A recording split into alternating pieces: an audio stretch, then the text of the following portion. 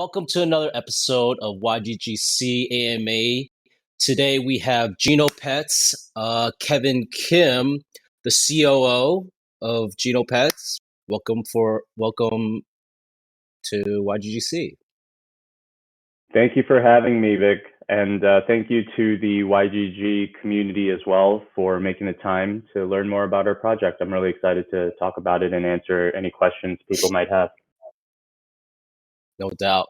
So yeah, on this Friday evening, would you like to give a brief introduction and then we can go into some AMA questions? Yeah, sure. An introduction about the game or about myself? Yourself. Or would you prefer? Yourself. Yeah, sure. I'm Kevin. I'm the Chief Operating Officer for the Genopets project. I joined in early November, which doesn't seem that long ago, but in sort of the overall history of the project, I think it's more than half its lifespan. We're that young and moving that quickly. The game itself, it's the first free-to-play move-to-earn game built on Solana, and it makes it fun and rewarding for players to live an active lifestyle. So at its core, our game is an MMORPG. It's a virtual pet MMORPG, kind of like the old Pokemon games or, in a sense, even like World of Warcraft. You have this digital pet, a Genopet, and it's an NFT. It's unique to you. Think like Tamagotchi. You're leveling it up. You're taking care of it. But with Genopets, instead of grinding the actions on a screen, killing endless mobs or doing repetitive tasks on a screen, you level up your pet by moving, by being more active. And the first way we've done that is integrating walking and step counting so that when a player walks, their step count is tracked by the fitness tracking app on their phone and then ported into the game as experience points that help the Genopet level. What you end up with is a game that incentivizes people to walk in order to achieve their in-game goals. And so they're proactively taking better care of themselves as the core mechanic of the game. And that's what we're calling move to earn.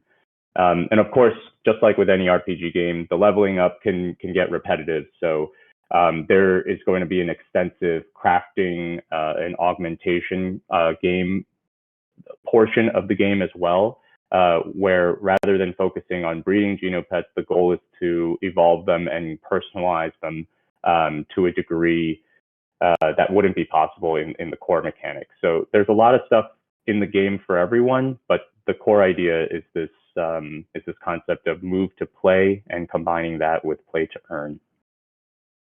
Wow, that's amazing. I think this is like the first move to earn game, and you just even answered my first question because I was about to say what's Genopets. Well, I'm happy to go into more detail on any of that, so have at it. For sure. Well, I guess my first question would be, tell us about the team behind Genopets. Yeah, so we've got a 3-founder team, and these 3 individuals are Albert, Ben, and Jay. They really came up with the idea for Genopets, and they were the ones who secured the seed investment that got the whole project going. This took place in the summer of last year, I think, when NFTs and their utility within gaming, especially social gaming, really started to become a hot topic within the community.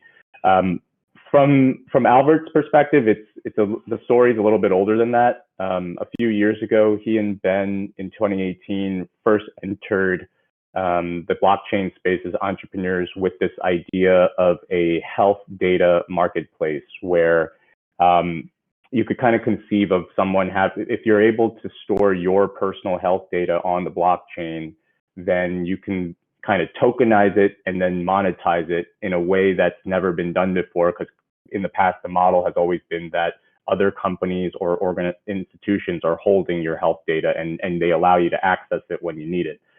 They wanted to flip that using, blockchain technology.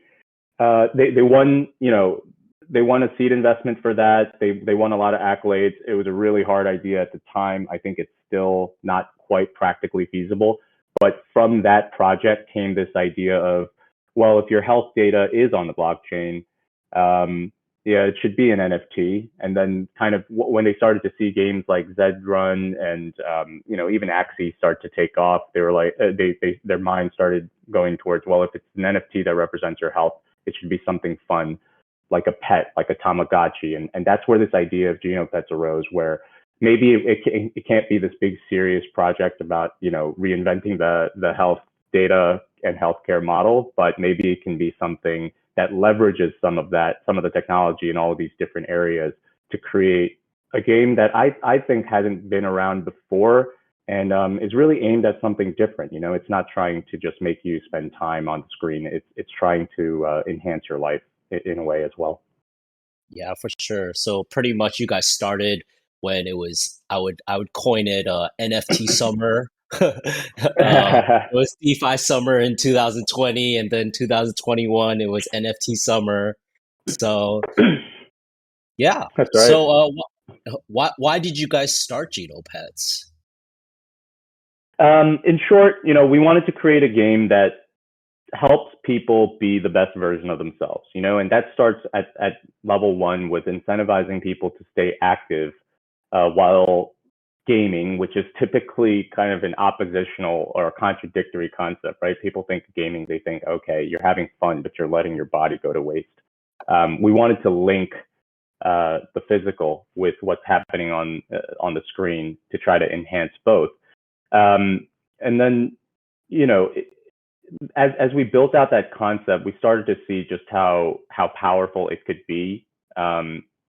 Looking ahead, you could kind of see that step counting should really only be the beginning. We want to incorporate things like mental care or meditation. We want to incorporate other forms of physical activity as the technology gets better and more accessible. But all of this really comes back to this idea of reinventing gaming and trying to create a product that does good outside of just allowing people to earn or monetize customers. For sure, man. This game sounds perfect for me because I'm sitting in front of my computer, like just grinding away on Discord every day. You and me both, man. So, what are your visions and goals for Genopets? Yeah, we're a super vision-led company. Even though we're young, actually, I think as an early stage company, it's even more important to have a North Star, to know where you're going on the map, right? Because if you don't know where you're going, you can walk for 1,000 miles and you'll still end up nowhere. So for us, I think it's a bit bold, maybe brash the way we put it, but our vision is to create a world where anyone has the opportunity to enrich their life through self-care. And we mean that enrichment, financially, physically, mentally, spiritually. And with that vision in mind, we're moving towards, pun intended, building a game and then building a kind of a world around that game, the Genoverse, that will actually allow this vision to be possible. So if the move to earn model is validated, if we can show that it works and it can support a business and support a player-owned economy, then what we've really shown is that we can create products and we can create ecosystems where people can enrich their lives in multiple ways by taking care of themselves. For sure, for sure. I mean, everyone's lives has been affected by COVID. I'm pretty like, with all this mental health, we have these problems that we need to take care of ourselves, and the self-care vision is so cool. Thank you. Yeah, and no doubt, the past couple of years have really hammered the importance of that home to us on a personal level as well. Yeah. So my next question is, who can play this game and why should they do so? Yeah. On a literal level, the plan is that anyone can play this game. It's going to be a mobile game that's available on both iOS and Android. We look at our community, which is 170,000 strong on Discord, and we see that it's all over the world. We've got really great, almost near equal representation from a percentage perspective, spread out across South Asia, East Asia, Eastern Europe, America, and then even some of the other continents and land masses as well. But those are some of the bigger ones, and they're all quite equally represented. So we see that we have presence all around the world, and there is a global appeal to this game. And then of course, Move to Earn, which has some of its roots in Play to Earn, obviously brings the crypto community in mind, and the crypto native community is definitely one of our strongest foundational communities and where we draw a lot of support from. But we do believe that the game has appeal way outside of the crypto industry and the blockchain industry. At the end of the day, all you will need to start playing Genopets is a phone. And if you want to get started with a baby Genopet that starts at level 1 and you're willing to do all of the walking and the work to level it up, then actually playing for free is totally possible, because it will always be free to mint your baby Genopet at level 1, that NFT at the starting level. So anyone can enter. And at the same time, of course, it's a walking game, but we don't want to build a game where the point is to be, like a marathon walker. Walking the most and being the best walker on earth isn't going to turn you into the best Genopets player. We don't want people to hurt themselves. The point is not to have, walk 10 hours a day to win this game. We will likely have a cap every day to protect people from hurting themselves or seeking, too much profit at the expense of their bodies. This really is more about building a relationship with this NFT that will visually and in terms of its asset value grow with you as you grow your active lifestyle regimen. And anyone who finds that interesting is welcome to join that community with us. For sure. I mean, I was about to say, because I train for marathon, triathlete. I'm a triathlete. So, wow. I mean, I run every day. So I was about to say, like, I'm gonna just go grab my phone and, turn on Genopets. No, it's definitely meant for that, but not everyone's a triathlete, so I don't want to scare off the non-triathletes such as myself. Nice. So, can you explain the different NFTs in Genopets? Yeah. As of today, there are currently 5 established Genopets in a Genoverse. I would say, one of them isn't even usable anymore. It's not in existence, but just to keep a clean, comprehensive record, there's 5 of them that have been established. The first are the eggs, which no longer, are functional.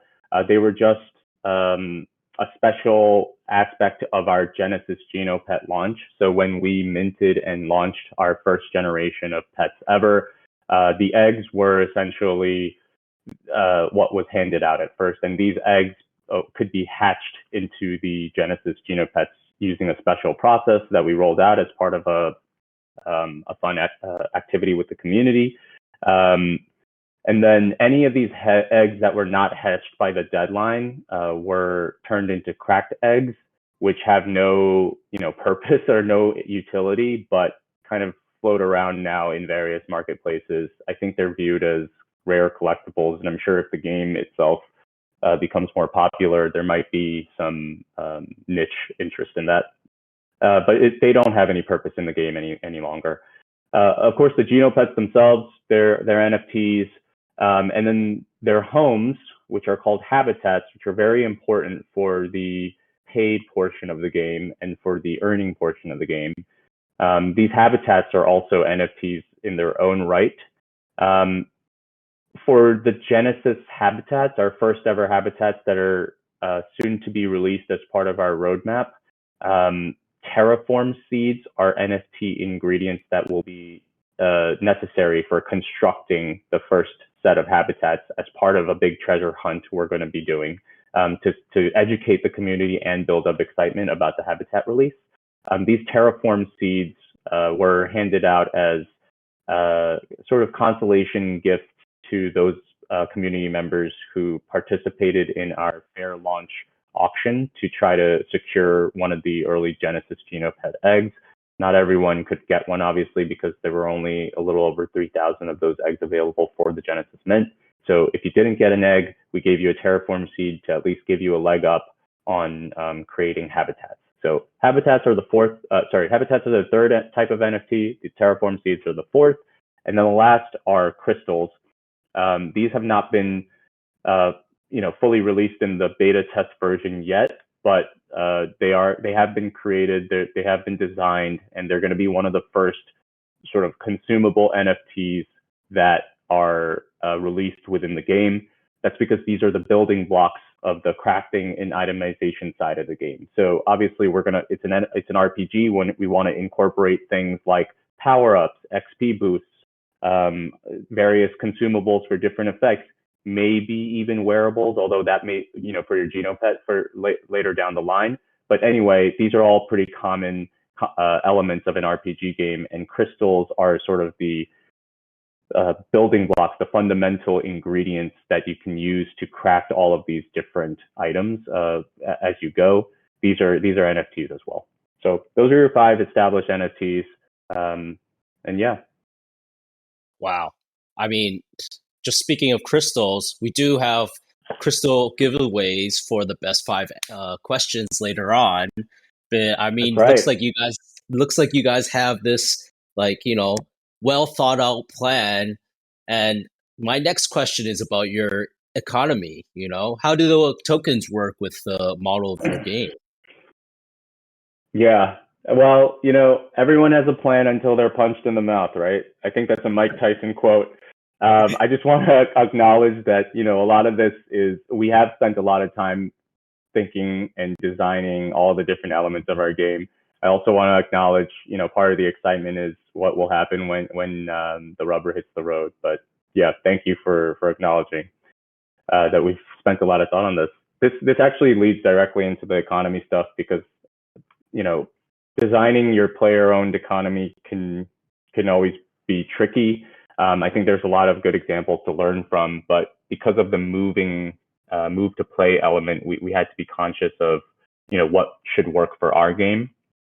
And ultimately what we landed on is a dual earning economy that enables both free and paid players to earn. So free players can earn by minting a baby Genopet for free and walking to level it up. And then if they want, they can sell it, right? Because it's an NFT, there's going to be open marketplace integration. And if you want to do it all over again with a new baby Genopet, or if you want to sell the Genopet and buy a habitat, or if you want to sell the Genopet and use the earnings for something else, that's your prerogative. But anybody can actually enjoy this mechanic for free. But like all free to play games, it just takes a very long time, and it is a grind, right? You're going to have to be walking to level up. And while that might be very good for you, it may not be something you want to do constantly to actually hit the levels that are necessary to make the Genopet attractive for sale. If you want to speed up that process and unlock all of these other cool features in the game, crafting, eventually battle, and then things like leasing, renting, all of these other mechanics that could be very compelling. If you want to access that, then you're going to need to acquire a habitat. And that's what converts you. That's what moves you over to the paid portion of the game, because a habitat essentially unlocks a few things. But first, it unlocks earning of in-game currency, which we call the key token. We can talk more about the token if you like, later on. But you can earn key tokens by buying a habitat, because by buying a habitat, we link the key token earning to your steps. So now your walking's generating tokens for you as well as XP. And you can use those tokens to begin crafting, or you can use them to earn if you like. I mentioned the key token. It's the in-game currency token that you earn for playing. It's one of 2 tokens within our system, similar to what people might have seen in Axie or other play-to-earn games. The other token that we have is our Gene token, which is our governance and staking token. And I'm happy to go into the details of either of those if you like. Oh yeah, for sure. I'll definitely hit up some of those questions later on. Yep. bit. I actually do believe that, like one of the biggest problems in play to earn gaming is burn channels and having utilities for the token in game so that the economy is stable. How do you Hmm. guys solve that? Yeah. When you talk about burn channels, I think you hit the nail right on the head. We're talking about currency stability, right? We're talking about maintaining some level of stability in the value of the in-game currency so that people can plan around it, whether they want to earn, whether they want to burn, whether they want to just play the game and ignore the currency. And in a world where anyone can start earning the in-game token, like I described, by purchasing a habitat and walking, I can understand there's a fear of inflation. How do we keep inflation down so that the token's value isn't just eaten up by those who are trying to earn, right? And that's what we really mean by burden channels. Yeah. And so I think for us, what we've already done is we've created a bit of separation between the free and the paid portions of the economy so that if you want to earn, you have to burn to an extent. And there's many ways to do this, but the first example is the habitat, right? So if you want to earn the key token, you're going to have to buy a habitat. And right away, there's this idea that, yes, if you want to earn for yourself, you're going to have to you're going to have to burn some token, or you're going to have to put in some investment into the economy to get it started. And from there, you can kind of extrapolate that logic out to crystals and to what's going to be possible on that crafting alchemy side as well. If you want to create crystals, um, you're going to have to purchase the ingredients or unrefined ones, or you're going to have to craft them essentially using what we're going to call alchemy within the game. Um, all of this requires, to an extent, an upfront investment in key in order to get started. So you're already kind of building in a mechanism where you can't just earn for free. You have to have a bit of skin in the game. In addition to that, I mean, and I would just put the fine point on that. That really what that comes down to is the game compelling enough? Is the game on its own, all of these features I talked about, interesting enough to the average player, to the majority of the player base, that they value the convenience, the accelerated progression, all of the enjoyment that they can derive from the experiences provided by the game over burning a bit of it, disposable income, right?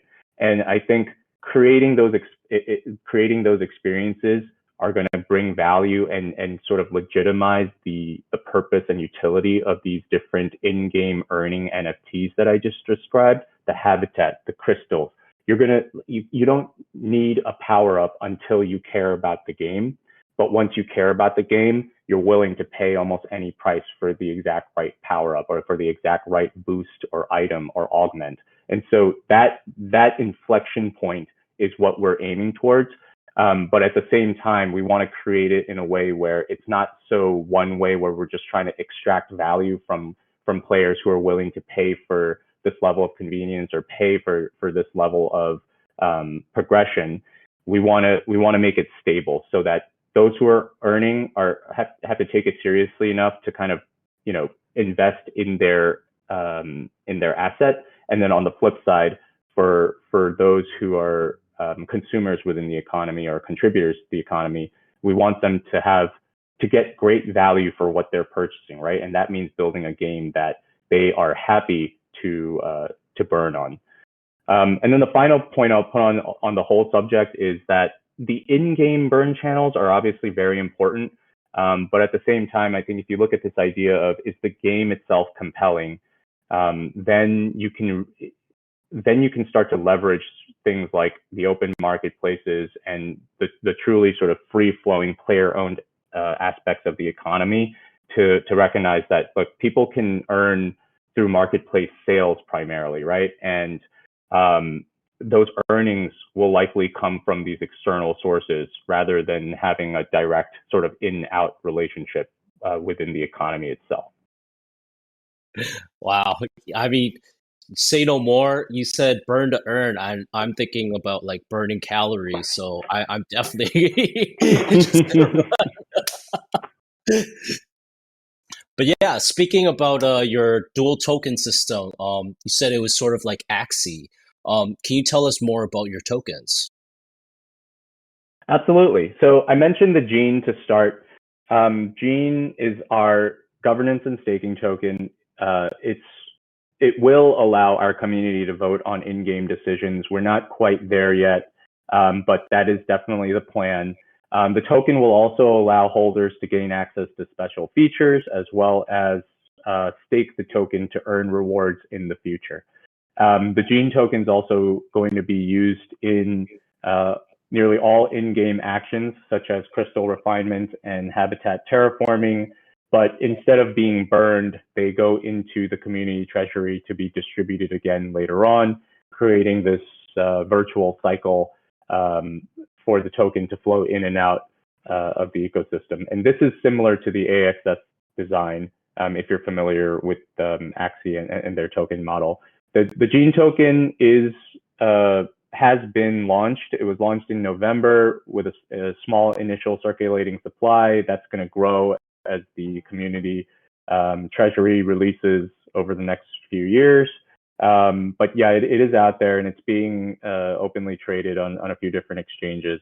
So keep an eye out for that. And then the key token, the SLP of this system, to continue the Axie metaphor, is the in-game earning token that is earned by players for grinding, essentially, for buying the habitat and putting in the work. And the key token is also a foundational element of being able to purchase things within the economy and craft things. Nice. I mean, hey, that's what crypto's all about, right? We got to give back to the community. Exactly. I think I'll make the distinction between key being burned and gene being sort of recycled. The difference there is that with gene, it has more utility than just in the game, and there's a fixed supply. There's a total supply of 100 million gene, and we don't really have any plans at the moment to inflate that or change that. So when you've got a fixed supply of that token, it's important to maintain a close eye on the circulation, as opposed to key, that's just earned when you buy a habitat and walk. So, if you don't have burn mechanisms, the supply could grow indefinitely. And that's why we're treating those two differently. But also, of course, the fundamental difference is one is a governance and staking token. The other is in-game currency, primarily meant for in-game transactions. So sounds like I'm going to get a lot of key tokens by playing Genopets. You'll be a key token billionaire. For sure. So speaking about this, your Gene token, what gives it value? What is your role for your in and out ecosystem, and what is the advantage of holding Gene in the long term? Yeah. So in many ways, the benefits are similar to a lot of other, governance and staking tokens out there. It will let you vote on certain decisions within the game, or if we come to certain philosophical or design related forks in the road, I think it would, we want to leverage the community's voice in making some of those decisions. I don't think we're quite there yet because the game, we don't even have a stable enough platform and ecosystem to kind of really tap into, who our community is on that front. But the plan is to allow our players to have a legitimate and sort of program backed voice in our decision making. So the Gene token will allow you to do that. It also allows you to have access to special features and promotions and things as they come. And then finally, it allows you to stake for rewards, and there will be some in-game rewards, or at least in-game applicable rewards from our staking as well.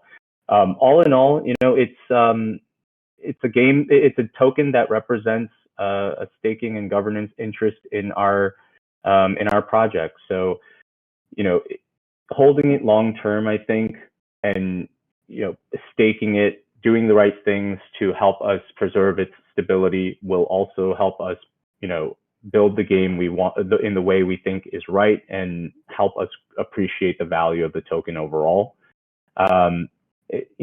It's a token that we created so that we could have this relationship with people who are interested in the project as a whole and support what we're trying to accomplish, as opposed to, if you're a key token holder, really what that means is you're a believer in the economy we're building, perhaps, but maybe, you're not as invested in what we're trying to do as a team and as a company. So I think that's the other aspect of what Gene token represents, and the benefits that come with the Gene token are meant to reflect that.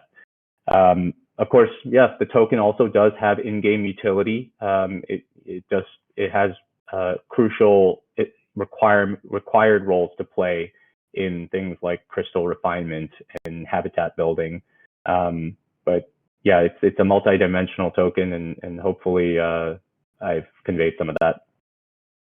Oh yeah, for sure. I mean, hey, you guys have 140,000 members in your Discord, so that's already incredible in itself, right?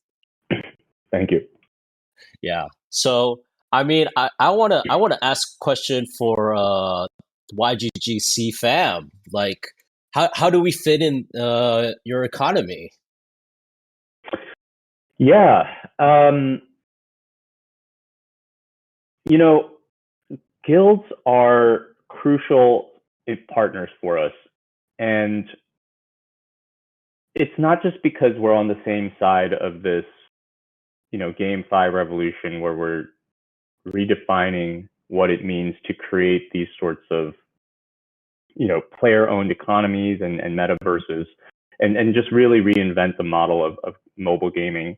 It's more than that. In my mind, what it really comes down to is back in the day when you launched a game like this, let's say Blizzard was launching Genopets, they would launch the game, they would launch the habitats, they would sell the habitats directly to the players, they would sell the crystals directly to the players, and then every potential upgrade, augment, special skin, special hat, whatever, what we would call assets in the game now, what they would probably create as NFTs in the game now, would be created by the game developer and monetized, sold directly to the players. And all of the asset value, the value of those sales would be captured by the company, but it's also on the company to keep developing these assets and continue this cycle, right? I think what we're doing now is we're decentralizing a lot of that, and we're breaking it up, and we're saying, look, different people can benefit from this. If we create a thriving metaphysical economy, different people can participate in that. And so what we've done is that whole part of creating and growing the value of these different supplementary assets, like what the crystals will be, or what the different items and upgrades and power boosts will be. And we've taken that and we're going to put that in the hands of our partners, of guilds like YGG.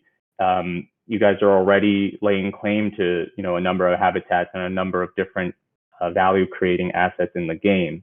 And we're saying, look, have at it. Like, let the market decide what's interesting. Let the market decide what's valuable. Let these scholars decide what's worth putting time into, and let the guilds and let the scholars capture the reward as well.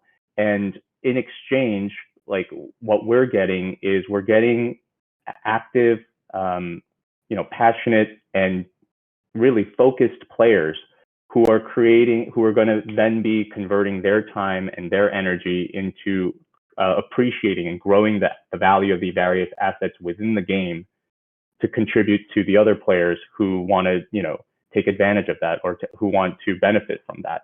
And so for me, the guilds are coming in and basically, helping us, but also participating as part of this broader effort towards, breaking up that old model where one entity does and captures all the financial value from the world they've created. In our world, we need partners, we need players, we need people who are here for many different reasons. But if we can combine them effectively within the rules of our Genoverse, then everyone can benefit. And hopefully you can see how guilds can benefit from there as well. Wow. I mean, we're just trying to scratch your back, so you definitely have to scratch ours, right? Exactly. And it seems like there are a lot of different ways players will be able to play and enjoy this game that lead to earning. What are the different roles players can play this game? Yep. You'll notice like it takes a while to talk about all the different things that are possible in this game, and that's because we wanted to create many ways for the game to be enjoyable and appealing. So that also does translate to multiple ways for scholars to potentially earn, and each path has its own advantages, disadvantages, and I'm sure there will be plenty of unique strategies and optimizations to come. But on a basic level, there are a few different roles you can play to earn. First, just being active, being the active trainer, right? So there's going to be a lot of people who are perhaps interested in the crafting part of the game or battle when it's eventually released. And they don't want to do all the walking to get their pet up from a baby to fighting shape or to crafting shape. So there's definitely going to be a demand for scholars who don't mind taking the baby Genopets and walking them and training them up, and then trading them to the players who want to get started at that level. The habitats and the crystals allow for some more commercial earning opportunities. So if you are someone who really enjoys putting together recipe books and nerding out on figuring out all the different evolutionary paths, or having a perfect collection of augments and then being able to monetize that, you can do that in this game, because we want the crystal and crafting system to be extensive enough to support that. And then, of course, once you start to build crystals that are being traded and Genopets that are being traded, I think anyone who has a keen eye for overall sort of trading of these assets can have a potential to earn. And then finally, with the habitats themselves, they're your Genopets' home. So we are building them with an eye towards being able, giving habitat owners the ability to rent them out to those who can't afford to buy them outright, or maybe want to give it a try. To kind of bring it back to your last question, this is another example of how in the past, maybe Genopets would give you a free trial with a habitat, but now we want to build the renting functionality so that the free trial can be provided by someone else in the economy, and that person can capture the value of it. So these are the main ways we're thinking in terms of roles that people can play to earn, and I hope there will be plenty more as we go.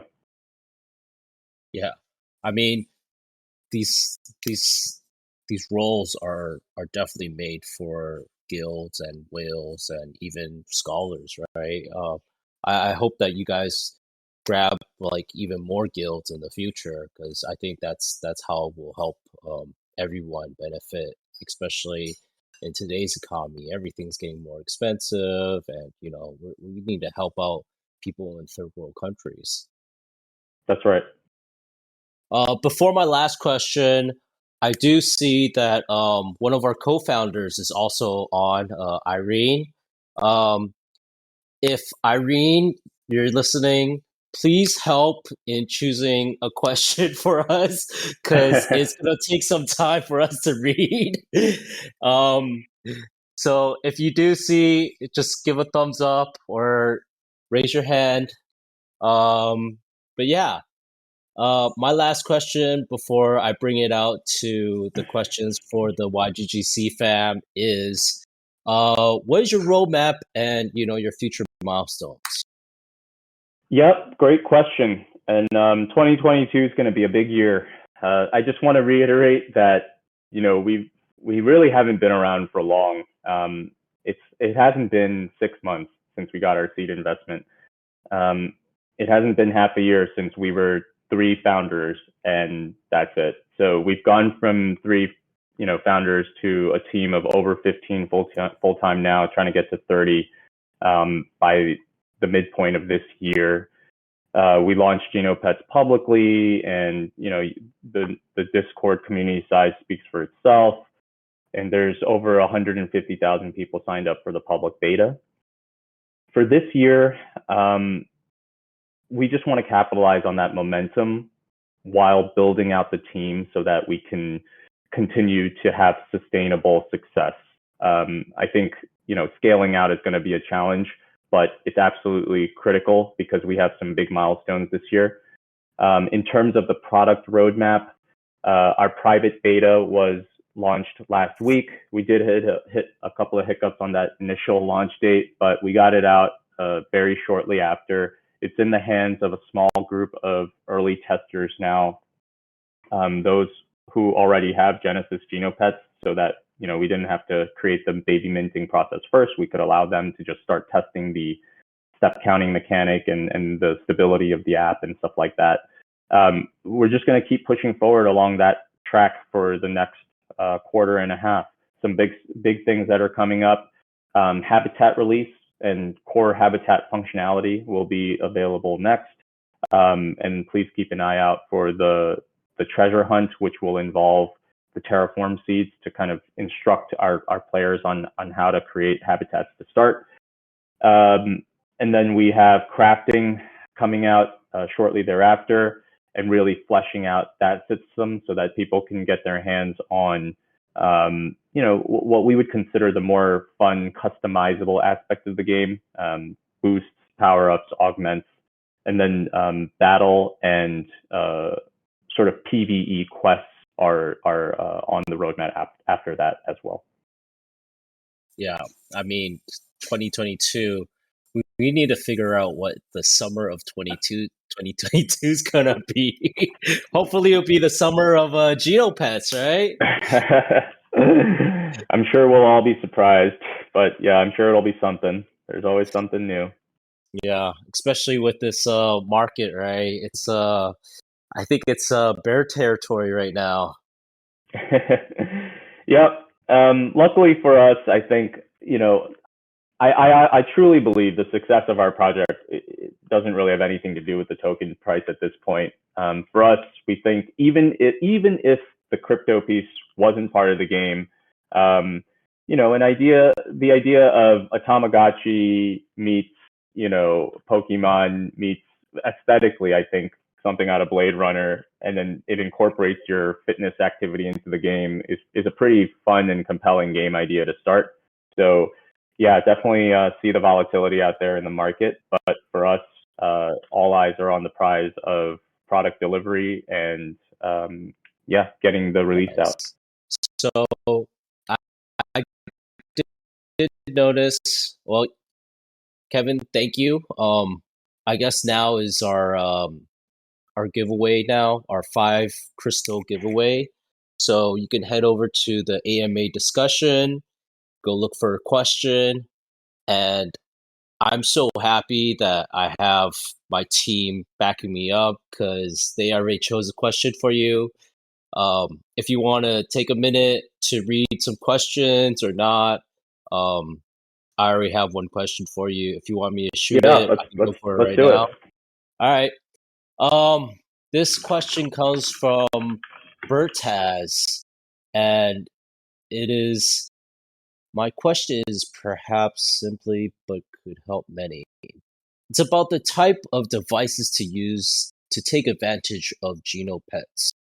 I guess he's saying, could it be a smartwatch or something more useful than having the phone because it controls all the value, step, etc. I want to understand what advice you have about it. So the basic idea is that we want players to be able to play the game with any smartphone. Wearables will definitely be part of the picture, and if you want to integrate your smartwatch, if you want to integrate your Fitbit or your Strava device, that will definitely be possible. But we are always going to allow the game to be playable with just a phone, and the reason for that is wearables are expensive, and we have an international community.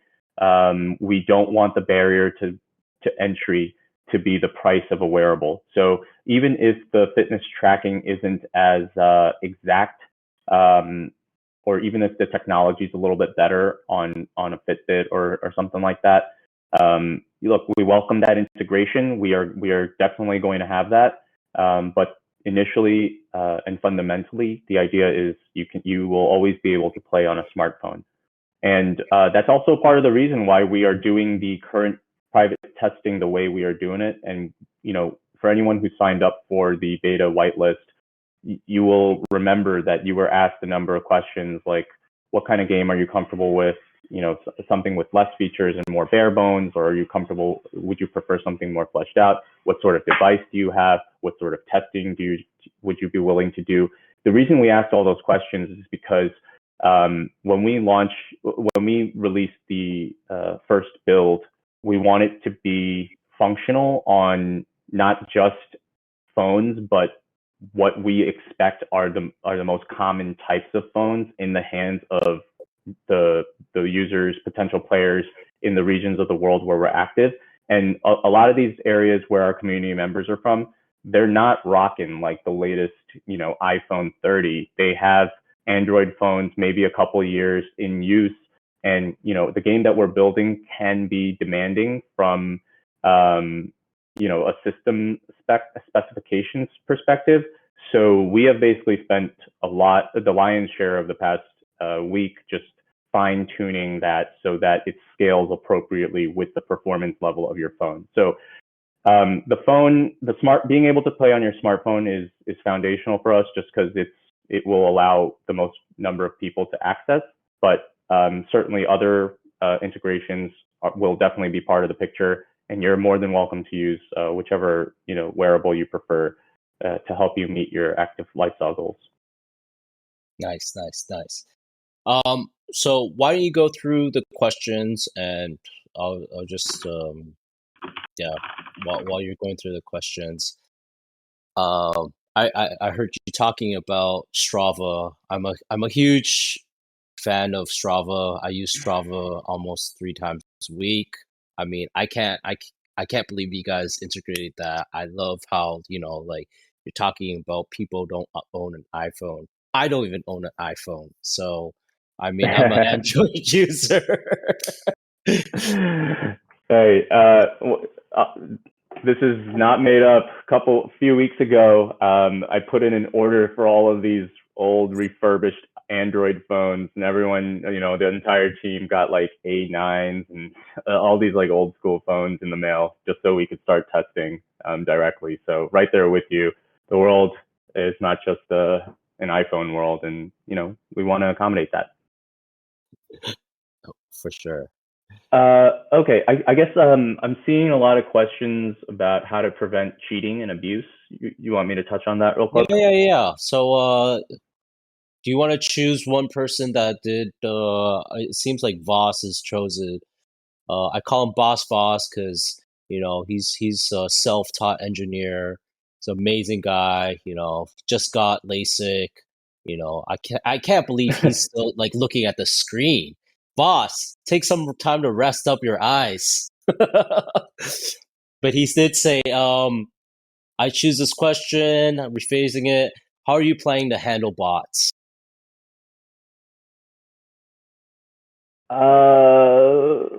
I'm not sure what he means by bots, but do you mean like people trying to game the system, like tying their phone to their dog or whatever? Yeah, I'm pretty sure. Any form of cheating, right? Yeah. So definitely a concern, right? Like as soon as you have a game based on walking and earning, immediately people are like, okay, how do I take this phone on all my supermarket drives, and how do I tie it to my pet and have them run around the park with it? I think part of running a game like this means that you have to be comfortable with the idea of ever-present abuse. I come from the sports betting fantasy sports world where this is just a rule of existence. There is always abuse going on, and it's more about what is the acceptable level of abuse, and how is it affecting the overall player base and the economy and the integrity of the game. That said, I think we have some common sense ideas that should like 80-20 it and allow us to basically cut down on the vast majority of meaningful abuse. And then we'll see what actually can survive. But the main mechanisms we're thinking about to contain it. First, there's going to be diminishing rewards on, walking a lot. Like, just to reiterate, I know you're a triathlete, Vic, but for those of us who aren't, the point is not to be walking yourself to death. So there will likely be a cap, a hard cap on how much XP you can bank on a given day. So that, look, it doesn't matter if you're a grinder. At a certain point, we don't want you to be walking constantly, and there's going to be diminishing rewards to cheating. Whether you cheat to quickly hit the cap or legitimately hit the cap, there's only so much you can gain in a given day. And then alternatively, well, not alternatively, but in combination with that, as the game is out there and we start to collect more user step data overall, should be fairly simple to apply some machine learning principles and start to model out what expected behavior would be. And then it becomes really obvious who the outliers are. And while they may not be cheating, once you identify who's sticking out, you can at least give them a closer look and just, sanity check that what they're doing is legitimate to the best of your ability. Yeah, for sure. I think we all have to figure out, I think I believe in fairness, right? Everyone should play to their strengths, and yay, I am a triathlete, but I don't run 10K every day. Like, I have to swim, I have to bike too. I mean, if biking counts as move to earn, then yeah, I'll definitely be up on that list. Yeah. Okay, I think I also saw a question about what are the advantages if we play for free. This is from Jerez. Can I still get results? Yeah, it's foundational. It's a core concept that we offer a free game, to like a free portion of this game, and that it can help you achieve your active lifestyle goals if you want, and you don't have to interact with the earning side at all. However, if you just want to play for free, but then eventually get into the paid portions, you just can't, maybe afford or pay that upfront cost to buy a habitat or something like that. There's still definitely a path forward for you to enjoy the whole game. It's just likely going to take a little bit longer and require more of a grind. But nothing that free to play grinders aren't used to. You'll just have to start from scratch with a baby Genopet, walk it up, level it up into something more mature, stronger, able to do things, and then once it has that level of value, it starts to open up options for you. Yeah. Nice. Okay, so 3 crystals are gone. We have 2 more crystals to give away. Wow, so many questions. This is like my 4th AMA, and I'm still trying to figure out how I can do this better. But I need to do this real time, right? Yeah. How about here's an interesting one, because I haven't really gotten a chance to talk about this just because it's not the next thing up on the roadmap. But I see Lexi 0449 asks, if there's a main battle system of Genopets, what would it be? Is it turn-based with cards, luck, or RNG-based, auto battling, or what? You want to learn a little bit more about how we're thinking about battle? Oh, for sure. I'm a gamer at heart. I started gaming when I was probably like 6, playing like Mario Brothers. Oh yeah, classic, love it. Yeah, so look, battle is definitely on the roadmap. I just didn't spend too much time talking about it because it does take a back seat to finishing the core game loop, and then introducing things like NFT habitats and crystals, so that our partners can start to get their hands on those things. But when we get to battle, I'm pretty excited about how we're thinking about it. So the classic idea of battle for games like this is your typical Pokemon Red. You're lined up against someone else's pet, and then you each pick a move, and maybe yours is super effective, and maybe theirs isn't. And then there's an RNG roll on the back end that determines how much damage was dealt. Right. Um, it it requires both people to be paying attention, but then at the same time, it's not all that interesting after you select your move. For us, what we're imagining is, yes, the level of your Genopet should matter, and it will give you a certain advantage in terms of, if you're more mature, you will have accrued more experience points, which will allow you to access more effective moves or unique moves, things of that nature. But the actual mechanic of the game, when you actually get down to the battle, instead of just selecting a move that triggers an RNG calculation on the back end, we're thinking of making the actual battle mechanic an asynchronous mini or skill game competition between the two players. So think of it as, when you want to execute your move, if you're not just pressing A, you are then quickly or asynchronously participating in something like a hand-eye mind coordination challenge, right? Something like a quick memory game, or like a fine motor control type game that is more still in line with our active lifestyle idea, and also makes battle a bit more dynamic. Now, it's asynchronous, so you can start battles with multiple people, and you can do your thing and then see how they respond in their own time. But it's not just pressing a button to send a move back. It's, here's my spin at the game. How did you do? And then that kind of, there's still a huge advantage if you're a higher level Genopet, but it still makes it interesting enough and gives people who are actually just really good at the battle mechanic a chance to win regardless. And that's kind of how we're thinking about battle.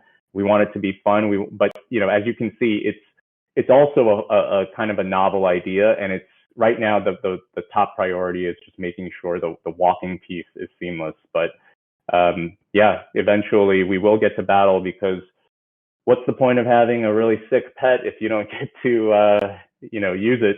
And that's definitely in our plan. Nice. Do you have a last choice, or should I do this? Why don't you go for it? Okay, so what I like to do is I like to throw it out to the community. The community gets to choose the question. So right now, community, you guys are listening, use the YGG SEA sticker, and I'll see, me and Kevin can pick the one that has the most YGG stickers. How about that?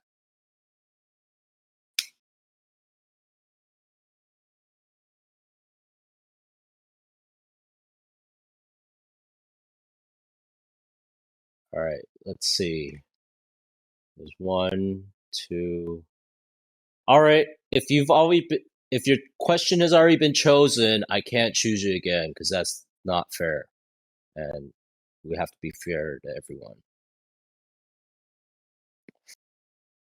Did you pick one? No, I'm letting the community choose one. I believe in fairness, and this is what it's all about, right? It's all about community.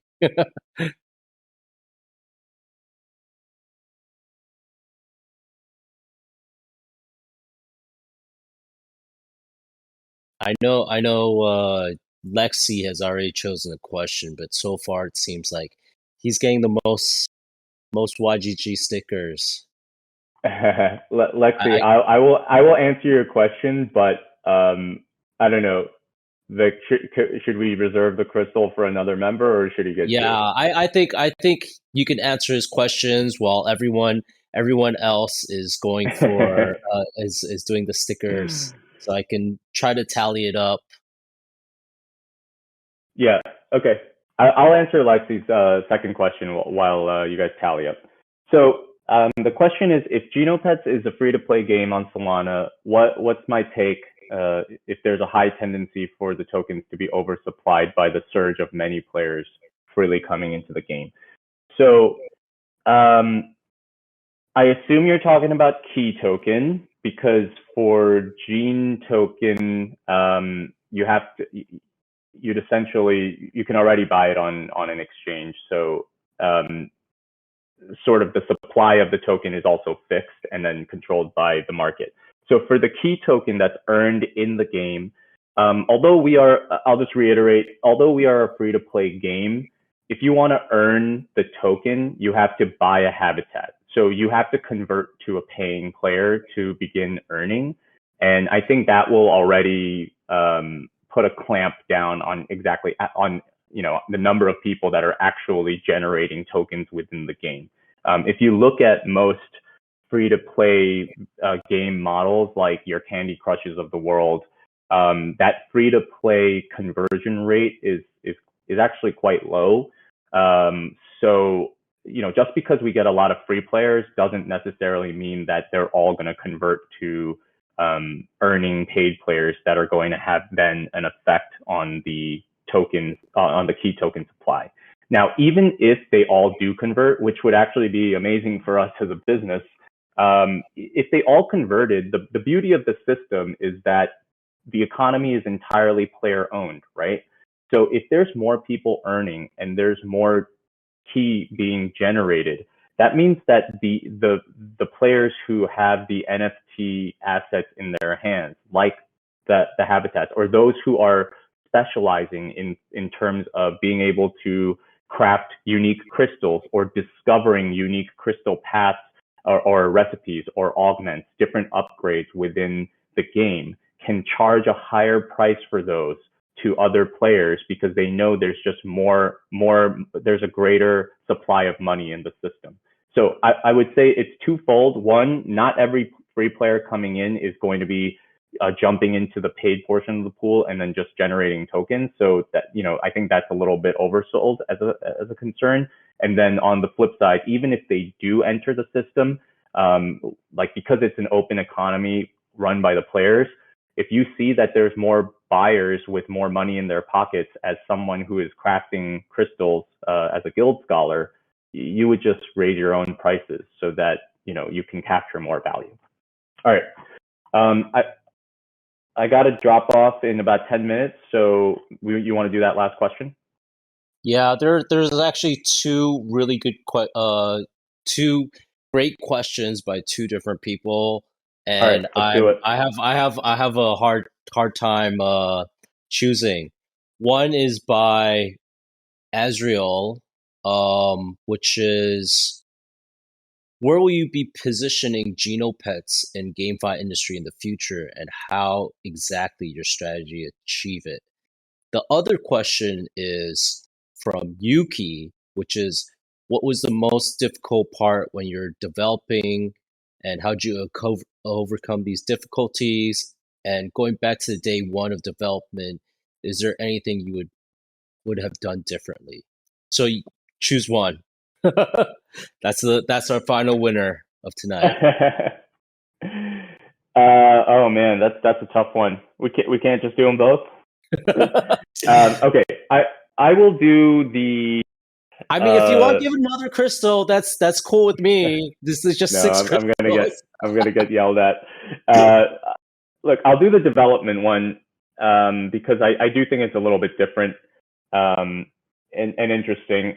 On the first question, I'll just quickly say we actually don't necessarily think of our future position in relation to GameFi, because I think GameFi is an interesting, it's a phenomenon, and it's given birth to a lot of different ideas and a lot of different ventures, so to speak. We are one of them, but at the same time, we don't necessarily see ourselves in direct competition with all of these other GameFi or play to earn projects. The reason for that, for one, is that you can play our game while playing any other game as well, right? Like, you don't actually have to be on the screen for us. You can walk around with the phone in your back pocket. You can play other games if you want. So I think we're going to be veering more towards broadening our reach and starting to access the non-GameFi audiences so as to have a big, diverse player base that can support all these different things, including play to earn. But I don't think it's just necessarily looking at it in terms of where are we in the GameFi world. All right, on the dev side, it's a simple answer, but it captures a lot.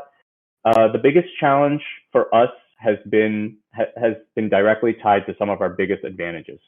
One of our biggest advantages was being able to leverage the power of the crypto GameFi industry to get to really hit the ground running. Right, we got a lot of exposure with our token launch. We got some initial funding and backing as a result of what we were trying to do in the play to earn space that we may not have been able to get if we were pursuing a more traditional path. And that's great. That basically got us started. The flip side to this is that, of course, crypto, it's 24/7. There's constant communication. There's constant engagement and relationship management with the community.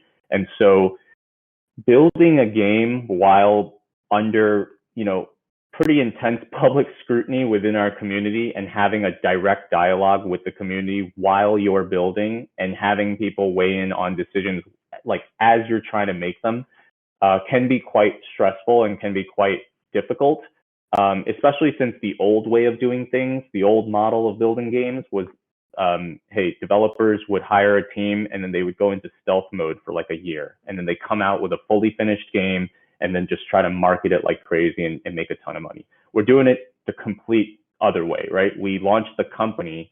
We got everyone involved to provide ideas and to generate buzz. And we're building the game step by step with them involved and looking over our shoulder. And so that is very, advantageous in many ways. It's also very challenging and stressful, and it can make you feel like you're on a very tight timeline, even though at the same time you're just trying to build the best game that you can. So I would say that's been an interesting challenge and something unique to trying to develop in this world.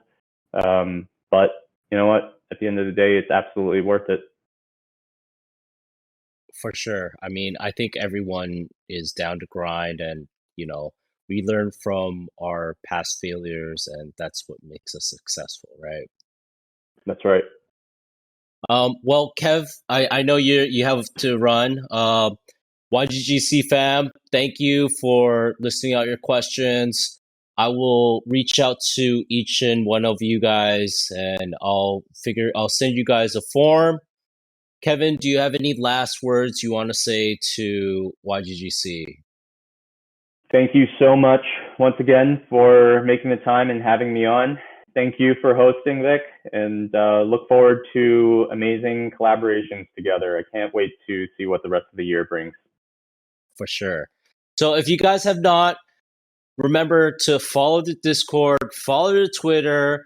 I don't know what else you guys have, probably YouTube. Go check out their Facebook, IG. What else is there? Snapchat. Follow all of their Genopets social. I'm pretty sure that they're going to be really happy. If you want to give a shout out to YGGC, that'd be great too. And enjoy the rest of your evening. I know you have another call, but yeah, it was great talk. Thank you. Yep, I enjoyed it. Thanks again. Take care, everyone. Bye.